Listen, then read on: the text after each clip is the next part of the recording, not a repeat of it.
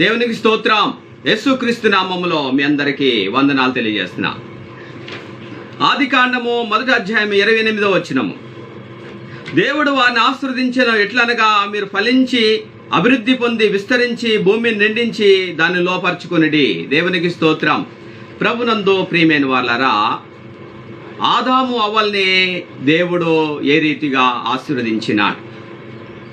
జీవితంలో మనము ధన్యులం కావాలి, వర్ధిల్లాలి అంటే మనము దేవుని ఆశీర్వాదం పొందాలి. అయితే ప్రభునందు ప్రియమైన వాళ్ళరా, ఇక్కడ ఫలించుట అనే అంశము గురించి మనం గమనిస్తే, ఆత్మీయంగా మనం గమనిస్తే, మనము ఆత్మీయంగా ఫలించాలి అంటే దేవుని ఆశీర్వాదం మనకు కావాలి. నువ్వు బహుగా ఫలించాలి అంటే నువ్వు దేవుని యందు నిలిచి ఉండాలి. ఎప్పుడైతే నీవు ప్రార్థన చేయించు, బైబిల్ ధ్యానం చేస్తూ, వాక్యాన్ని వింటూ, వాక్యానికి దైవ చిత్తానికి తగ్గ రీతిగా జీవిస్తూ ఉంటావో, అప్పుడు నువ్వు తప్పకుండా ఫలిస్తూ అభివృద్ధి చెందుతూ ఎదుగుచూ వర్ధిల్లుచూ ఉంటావు. దేవుడు నిన్ను ఆశీర్వదించి బహుగా ఫలింప చేస్తాడు. కాబట్టి ప్రభునందు ప్రియమైన వాళ్ళరా,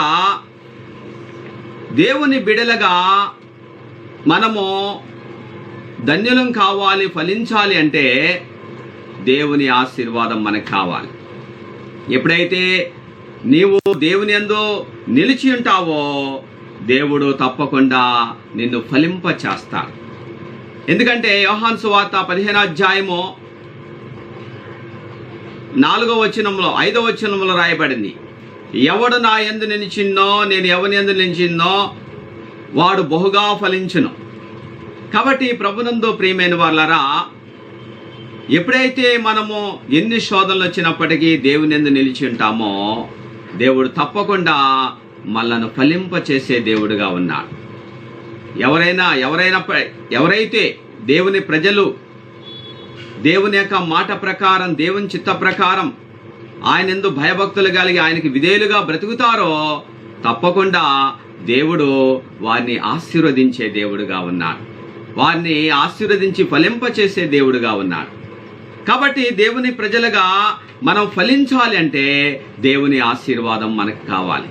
ఎందుకంటే మనం గమనిస్తే గలతీ పత్రికలో ఒక మాట ఉంది, అయితే ఆత్మఫలమేమనగా ప్రేమ, సంతోషము, సమాధానము, దీర్ఘశాంతము, దయాళుత్వము, విశ్వాసము, వినయము, ఆశా నిగ్రహము అనే 9 రకాలైనటువంటి ఫలములను గురించి గలతీ పత్రికలో వ్రాయబడింది.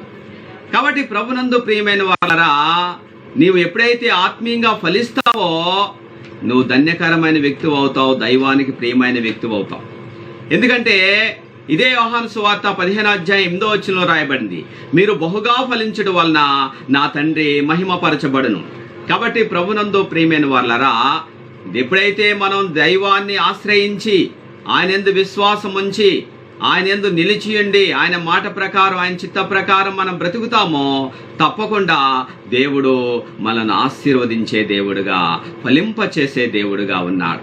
నువ్వు ఫలించినప్పుడు నువ్వు దైవానికి ప్రియమైన వ్యక్తి అవుతావు. నువ్వు దైవ చిత్తాన్ని నువ్వు నెరవేర్చేటువంటి వ్యక్తి అవుతావు. ఇక్కడ మనం బైబిల్ గ్రంథంలో మనం గమనిస్తే, యేసు ప్రభువారు ఆయన బేతనీయ నుండి యెరూషలేమునకు తిరిగి వెళ్తూ ఉన్నాడు. వెళ్తూ ఉండగా తీవ్రమైన ఆకలి కొనగా ఆయన అంజూరపు చెట్టు దగ్గరికి వచ్చాడు. దారి ప్రక్కన ఉన్న అంజూరపు చెట్టు దగ్గరికి వచ్చాడు. ఆ చెట్టు నందు ఏమీ ఫలములు లేవు. అందుచేత ఆ చెట్టు శపించబడినది. కాబట్టి ప్రభునందు ప్రియమైన వాళ్ళరా, మనము శపించబడే వారం కాకూడదు. నువ్వు ఫలించకపోతే నీ జీవితం ధన్యకరం కాదు, దైవానికి ప్రియమైనటువంటిది కాదు. నువ్వు ఫలించకపోతే దేవుని యొక్క శాపము నువ్వు పొందుతావు.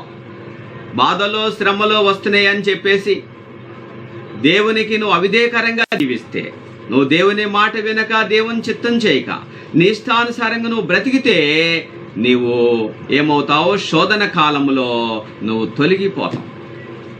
ఒక పైరు అది పక్వము చెందే లోపులో అనేక ఆటుపోట్లకు అది గురవుతూ ఉంటుంది. వానలు వస్తాయి, వరదలు వస్తాయి, గాలులు వస్తాయి, తుఫాన్లు వస్తాయి, అనేకమైన ప్రకృతి పరమైనటువంటి విపత్తులు సంభవిస్తూ ఉంటాయి. అయితే వాటన్నిటినీ తట్టుకుని ఏ యొక్క పైరైతే నిలబడుతుందో అప్పుడు ఆ యొక్క పైరు మంచిగా ఫలించేటువంటిదిగా, అభివృద్ధి చెందేటువంటిదిగా ఉంటుంది. ఆ పైరు మంచిగా ఫలించేదిగా, బహుగా అభివృద్ధి చెందేదిగా ఉంటుంది. కాబట్టి ప్రభునందు ప్రియమైన వాళ్ళరా, లోకములో దేవుని బిడలగా ఇలాంటి శోధనలన్నీ మనకు కలుగుతూ ఉంటాయి.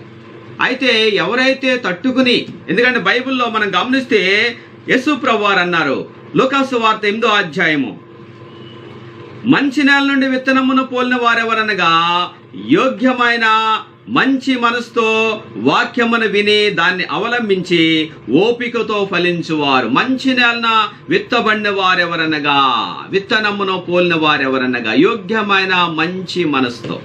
కాబట్టి ప్రభునందు ప్రియమైన వాళ్ళరా, నువ్వు యోగ్యమైన వ్యక్తివి, నీ మనసు యోగ్యమైనది. అలాంటి యోగ్యమైన నీవు అయోగ్యమైనటువంటి వ్యక్తివి నువ్వు కాకూడదు. అయోగ్యమైన స్థితికి నువ్వు గురి కాకూడదు. నువ్వు శాపగ్రస్తమైన వ్యక్తివి కాకూడదు. ఎందుకంటే బైబిల్లో పౌలు అంటున్నాడు, మనం ఆశీర్వాదమునకు వారసులుగా ఉండుటకు పిలువబడ్డాం. మరి మనం ఆశీర్వదించబడిన వారిగా లోకములో దైవానికి తగ్గట్టుగా ఆయనకు ప్రియమైన ప్రజలుగా మనం బ్రతకాలే తప్ప మనము శాపగ్రస్తులము కాకూడదు. అలాగే దేవుని బిడలగా ఎన్ని విపత్తులు లేక ఎన్ని శోధనలు జీవితంలో సంభవించినప్పటికీ మనము దేవుని కోసం నిలిచి ఉన్నప్పుడు, మంచి నేలన విత్తనమును విత్తబడినటువంటి వాక్యం వలె మనము దేవుని కోసం మనం నిలబడినప్పుడు, ఎన్ని శ్రమలు వచ్చినా మనము నిలబడినప్పుడు, ఎన్ని శోధనలు వచ్చినా దేవుని కోసం మనం నిలబడినప్పుడు మంచిగా మనం పక్వమయ్యేటువంటి వారము, మంచిగా మనము పక్వమయ్యి మంచిగా బహుగా ఫలించేటువంటి వారము కాగలుగుతాం. కాబట్టి క్రైస్తవ జీవితంలో, ఆత్మీయ జీవితంలో మనము ఫలించే వారం కావాలంటే దేవుని ఆశీర్వాదం మనకి కావాలి.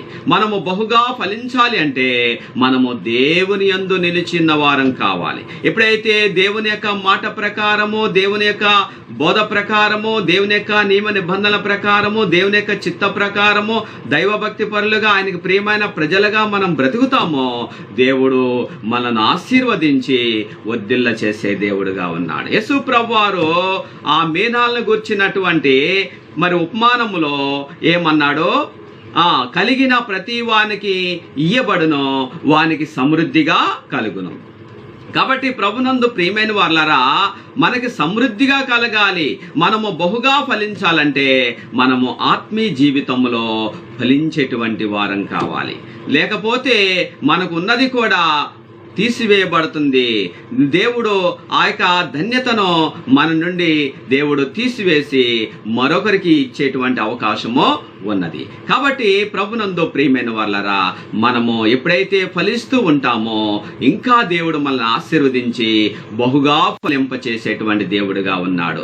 అలా కాకుండా నీ జీవితంలో ప్రార్థన లేకుండా, వాక్యము లేకుండా, దేవుని మాట వినకుండా, దేవుని చిత్తం చేయకుండా నీ ఇష్టానుసారంగా నువ్వు బ్రతికితే దేవుడు నీకేమైతే ధన్యతలు ఇచ్చాడో లేకపోతే వరాలు ఇచ్చాడో వాటన్నిటినీ దేవుడు నీ నుండి తొలగించి వేస్తాడు. లేకపోతే నీ నుండి తీసివేసి మరొక వ్యక్తికి, మంచిగా ఫలించేటువంటి వ్యక్తికి దేవుడు వాటిని ఇచ్చివేస్తాడు. కాబట్టి మరి అలాంటి స్థితికి మనం గురి కాకుండా ఉండాలి. మనము ధన్యులం కావాలి, బహుగా ఫలించాలి, దేవుని ఆశీర్వాదం పొందుకుని మనం వర్ధిల్లాలంటే మనము ఏం చేయాలి? దేవునికి తగ్గట్టుగా, ఆయనకు ప్రియమైన ప్రజలుగా మనం జీవించినప్పుడు దేవుడు ఇంకా మనకి ఆశీర్వాదాలు ఇచ్చి మనల్ని బహుగా ఫలింపచేసే దేవుడుగా ఆయన ఉన్నాడు. దేవునికి స్తోత్రం. దేవుడు ఈ పరిశుద్ధ మాటలను దీవించును గాక. ఆమెన్. ప్రార్థన. మహాపరిశుద్ధుడా, ప్రేమగల తండ్రి, మీకు వందనాలు అయ్యా. సృష్టి ప్రారంభములో ఆదాము అవ్వలను మీరు ఆశీర్వదించారు నాయన. మీరు ఫలించమని చెప్తూ ఉన్నారు నాయన. మమ్ములను ఫలింప చేసే వాడవు నీవే. కాబట్టి ఆత్మీయంగా ఇప్పుడు ఫలించుడను గురించి మేము విన్నాము నాయన. కాబట్టి ఆత్మీయ జీవితంలో మరి మీ ప్రజలు ఫలించేవారు, బహుగా ఫలించేవారు కావాలి. బహుగా ఫలించాలంటే మీ ఆశీర్వాదం కావాలి అయ్యా తండ్రి నాయన. బహుగా ఫలించేవారు కావాలంటే మీ యందు నిలిచి ఉన్నవారు కావాలి. కాబట్టి ఈ రోజు విన్న మాటలు ప్రియా ప్రజలు గ్రహించి లోబడి విధేయులుగా బ్రతుకున్నట్లుగా చేయి. వారిని, వారి కుటుంబములను మీరు ఆశీర్వదించు. యేసు నామములో అడిగి ప్రార్థించున్నాం. దేవునికి స్తోత్రం. యేసుక్రీస్తు నామములో మీ అందరికీ వందనాలు తెలియజేస్తున్నాం.